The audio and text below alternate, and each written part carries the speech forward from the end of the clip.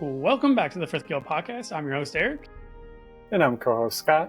And today we'll be going over chapters 26 through 30 of Academy Arcanist. And before we get into today's episode, we do also like to thank our sponsors, or everybody that listens, likes, shares, subscribes, all that fun stuff. We also like to mention that the Frith Chronicles Wiki link is down in the description below, along with the Capital Station Discord server. Hopefully we'll have everything up to date as far as the first bestiary goes. I know Dan Maxson, our former editor, was putting a good amount of effort trying to make sure that's complete prior to the release of the new bestiary, which hopefully is coming out soon. Especially with it being October, like this would be the perfect time. And with October means spooky season, and what best way to kick off the spooky season is to start with a giveaway that Shammy is kind of like working with, and it'll be some of the decals of the Arcanist mark. It'll be kind of different colors and that kind of thing. We'll be giving away a few of them, so what we need you to do is comment on this video along with the others that are coming out to enter in, along with any other posts that we make throughout the month. And once you're entered, we'll get you in the drawing there, and then we'll pick how many ever winners. It's gonna be randomized, so that way there's no favoritism or anything. And honestly, let's do it for anywhere in the world. I mean, let's go big or go home, right? So we'll be sharing that on Facebook and on Discord. And with that, I think we'll jump into today's chapters. Starting off here, chapter 26, Imp Target. Captain Leon pulls out this toy for target practice, and a lot of them are probably scoffing at this, like, that's going to be super easy. We find out that it is made with imp magic, and it is certainly more than everybody can handle. Ray is trying to be encouraging with Ashlyn, but she takes it more as a challenge, or more of a, like, thumbing his nose at her, I guess. And she straight calls Gray out on this to, like, oh, if you're going to be so awesome at it, why don't you hit it? Everybody fails to hit it. This thing is the master of maneuver. It's able to move out of the way just in time, even though it's tethered to the ground. Ashlyn just barely misses it. Like, super impressive of her, good job. However, she did not get it. So Ray, thinking like a mimic should, comes up with a great solution, and he inspects all of the magic that's around him, all the different Eldrins, and he finds the perfect one, and ends up having Twain transform into a Wendigo. He's puppy. Yay. And all he knows is this is the magic from the assassin from earlier in Headmaster Venriver's office.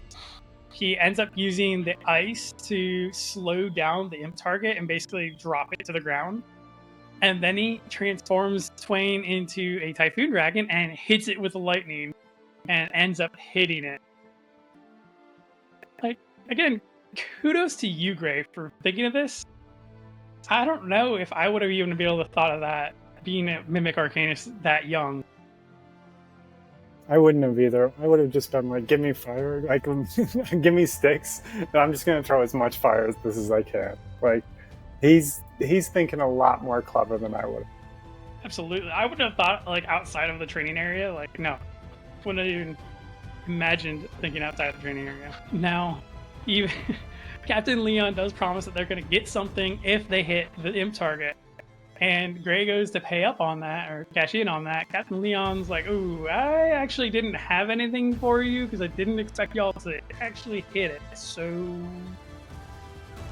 when I can think of something I can give you as a gift for hitting it first, then I'll do that. So here's an IOU for later.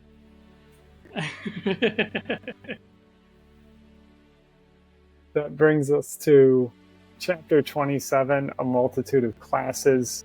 We do get some insight into some of the other Eldrin, so we do find out a little bit about the Earl King illusion magic. We do also find out that mimics can transform into magical items, which presumably means they could transform into blenders. Yes! Just saying. It's an option. If they knew Turn what a into a blender blender. was, yes. So perfect. We do also get Ashlyn is able to hit the target as well. So Leon went from nobody's going to be able to hit it, so suddenly 2 of the students are able to destroy it. The next class we get to is history, and Piper is teaching history. As they come into the classroom, Reevy's drinking liquor. And when they comment on it, the response is just, "I'm not the professor." That is the most Rizzle thing to say. It is, like, just absolutely not a care in the world. Soren does want Gray to go speak with Knovak because Knovak seems sad. And this is just such a pure Soren moment of, like, I don't care who it is, like, I just want everybody to be happy regardless of how they may have wronged me in the past. And yes, I agree. I love Soren, really do. Knovak from the beginning has bothered me, and I couldn't do it. I could not be like, hey, let's try to cheer him up. Like, he was the one that's acting like a pompous asshole. And if he's the one that thinks that he isn't good enough because he's from new money instead of old money, like, so be it. Hey, this is what it is. It sucks to suck. Your fault. Like, I wouldn't have shown him any goodness. There's a lot of discussion in the class. The students do want to comment about the God Arcanist War, but Piper says that she doesn't really want to talk about it, and I think this is a fun little reference, again, with Academy Arcanist coming out before Grandmaster Arcanist, like a nod to, like, hey, we know the war is going to happen, but we can't actually tell you any information. So just a little hint, but not spoiling anything for the other series. Thank you for pointing that out, because again, that's not something that I would have thought of when I was listening through it. Yeah, it's a little, tiny little nod. Again, Chammy just giving her a little tilt of the cap to it. And Gray does go to Piper and ask about Helmuth to see if she knows her, if she's been acting weird, but Piper's like, nah, she pretty much hangs in the basement. And I don't really talk to her at all, so I don't know her. That's where chapter 28 picks up at. So we're going to eat supper. Soren calls Gray to fulfill his promise to talk to Knovak. And Gray has some balls to be willing to just go to the professor's table because he saw somebody sitting next to Professor Helmuth. He's like, ooh, maybe that professor knows her way better. But before he can again, Soren's like, no, you need to go talk to Knovak. He did. So Knovak is upset because he thinks that everyone hates him or thinks him a pretentious loser. If a shoe fits. I hate to tell you this, bud, but they do. And again, 100% his fault. Like, you can't turn this anyway. Now, Knovak does start to mention about all the elites that we're with, and he's here to essentially rub elbows and network with everybody so that he can bring his family up with him as well. He talks about how Ashlyn's paternal grandfather was the Marshal of the Southern Seas, and with this, I had to go back to Plague Arcanist when we were talking about the Marshal of the Southern Seas, and his name is Maddox. We don't get a official ominous dominus. His last name is Cross, and that is who, in fact, they are referring to, but I'm fairly certain this is who they're referring to. As Knovak is, again, just going to this self-pity party, he starts talking about how lowly he is and how he's looked down upon by all these other higher-ups and nobles. And he even makes it like a bash towards his Eldrin being a tier 2. Like, dude, you're bonded to a unicorn. These have significant That acts value. just like you. Yeah, like, they're knights. They're the ones serving in the Knights Draconic. Come on. Yeah, they're well respected. Yeah. I don't know. He needs to pull himself up by the bootstraps and kind of put his head back on right and keep going. I think Gray did a good job at talking to him, because I definitely would not have been able to. Or at least not No. in any way that would have been helpful. No, it would not have been a pep talk, that's for sure. We do get to chapter 29, Professor Zahn. So Soren thinks that they are being avoided by some of the other students, which is probably true. And we do have another Rizzle Arcanist for a professor. A lot of Rizzles. I don't hate it. I'm a big fan. A lot of Rizzles.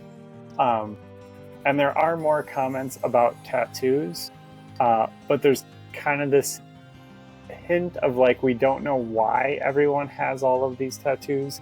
Again, we don't have the Magic-Born rune information yet because of the order of the books coming out. So it's another nod to like, hey, these are important, but we don't really know why. And we're not going to explain it because it gets explained in a later book.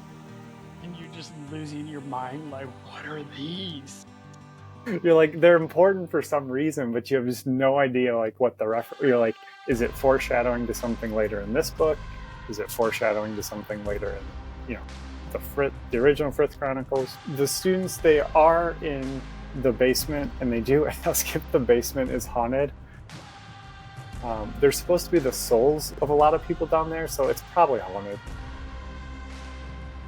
Anytime you include souls with a lot of things, I'm sure it's probably haunted.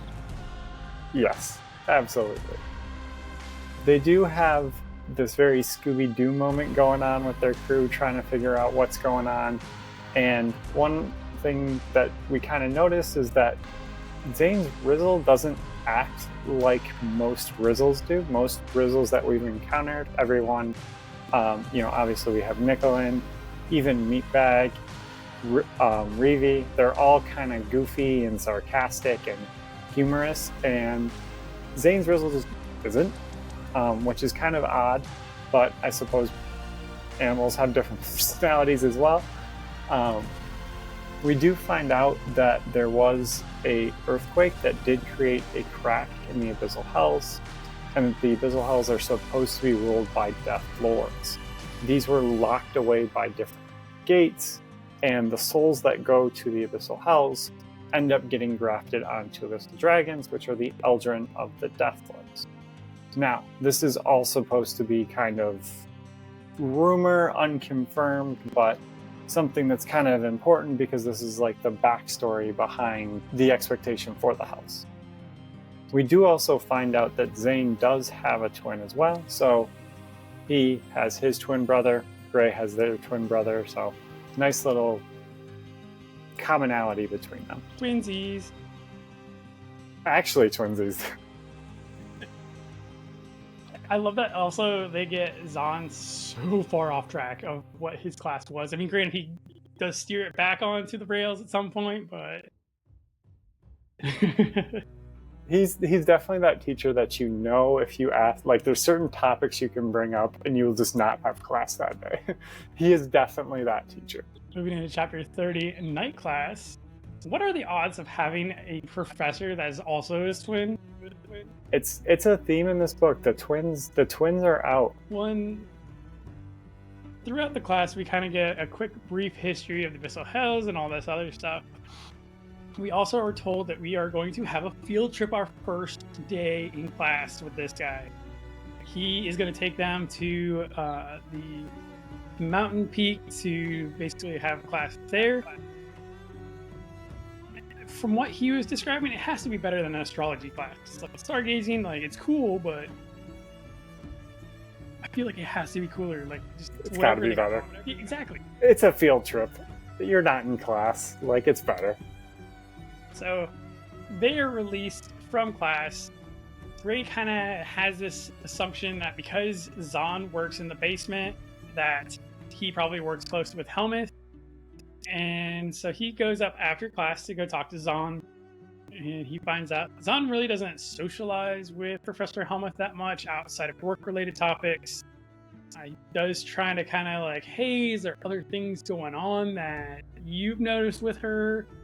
And Zahn kind of starts, yeah, actually, I think, now that I think about it, she's not been as focused, and a couple other small things that he's noticed. So Gray does end up leaving the class after the conversation is over. Soren and him are walking around I want to call it a castle. I really do. Like, it's a castle. Pretty much a castle. It's a castle. Exactly. So they're walking around the castle academy, and Soren is talking about all the different clubs that they can try out. Soren suggests the sailing club, and he's like, we could totally freaking rock this. Yes, absolutely probably could, but Gray likes to take the road less traveled, and he actually wants to try a different club that is something outside of his wheelhouse of being from an island. So they're going to be keeping their eyes out as to what other clubs there are and trying to find something different. They end up making it to supper, and Ninny decides that she is going to try to go sit with other girls that are in her dorm in the class as well. And she's trying to make some amends here. So before anything can really happen, everything like blows up. The other girls don't want anything to do with her. Waste throws his sight into the table to emphasize the fact that nobody's gonna go after her. She takes off. Everybody starts to gossip that Wakes was trying to kill somebody. And as the chapter is closing, we are dashing after Ninny to talk to her about what's going on. And I could totally see how these rumors are gonna be going around. Oh my gosh, they were so close to death. He almost got me. And trust me, if he wanted to get you, he would have gotten you. right. There'd have been zero problem. You're literally a sitting target. And one of the weakest, too. So just... Yeah, he knows how to use a scythe. He would have got you if he wanted to get you. Freaking Draco Malfoy trying to talk shit up like it's not. But with that ends chapter 30, Night Class. Next week, we're going to get into 31 through 35. Again, just want to mention the giveaway that we're going to be doing with some of the decals that we have. And I do want to thank Bear Owl, or I can't even remember. I'll put his handle down here, that one that printed these out and actually gave them some to me. I have one on my car, and I love it. I've never put a decal on my car in my life. So to be like, yes, this is the first thing I'm going to put on my car outside of the plate. But with that ends this week's episode. Scott, you getting ideas for Halloween, what you're going to be? I don't know what I'm going to be, but I do have a Rottweiler and a Corgi, and we are going to make the Rottweiler a princess and the Corgi a dragon. So that should be fun. That is awesome. We'll definitely have to get pictures and see that. That's the goal, so we gotta do some costume hunting, but that's the plan as of now. Very nice. All right, we'll catch you guys next week then.